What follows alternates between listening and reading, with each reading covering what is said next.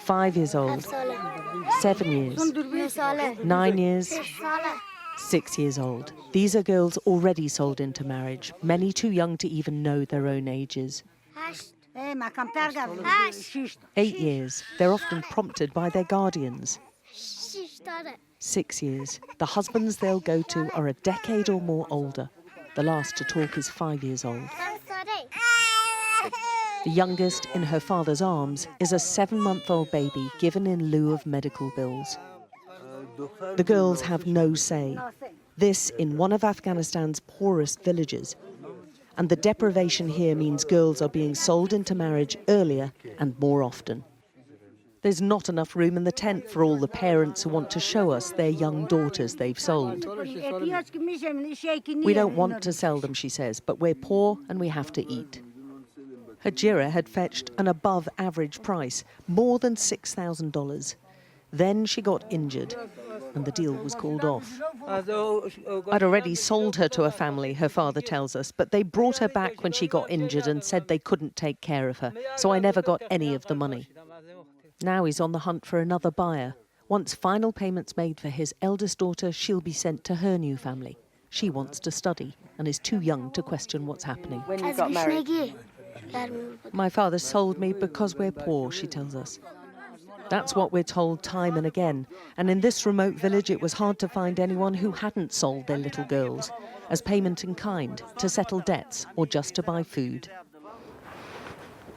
Some of the villagers are now living in tents after an earthquake a few days earlier, which has reduced to rubble what little they had.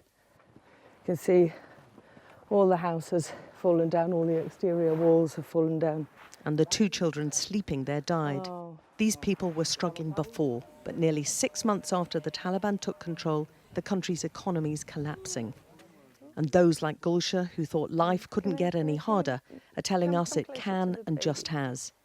She sold her 2-year-old girl, Satera, who she was still breastfeeding. Her family was so desperate.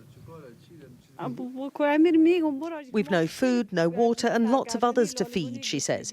What mother wants to sell their children? But there's no other solution. The baby was returned because she wouldn't stop crying, but the family who bought her say they'll be back when she's a bit older. Now Gulsha's trying to find buyers for her 2 other girls. And she's not alone. The extreme poverty across Afghanistan has led to an upsurge in early or forced marriages for money. They've all pretty much sold daughters. In this deprived region, girls are reduced to possessions to be bartered over. The remote villages in this corner of Badghis are very conservative and very underdeveloped. And they've long been strongholds of Taliban support. But the Taliban commanders and elders here told us they want the international community back, not the military, but the foreigners' help.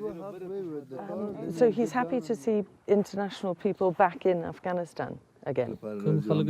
We want the international community to come to Afghanistan to help us, the commander tells us. And since the Taliban came to power, there's no security problem for anyone, and we assure all the foreigners about this in the future. But right now, the humanitarian crisis is hitting the country hard, and Afghanistan's daughters are amongst those suffering most. Alex Crawford, Sky News in Qadis in northwest Afghanistan.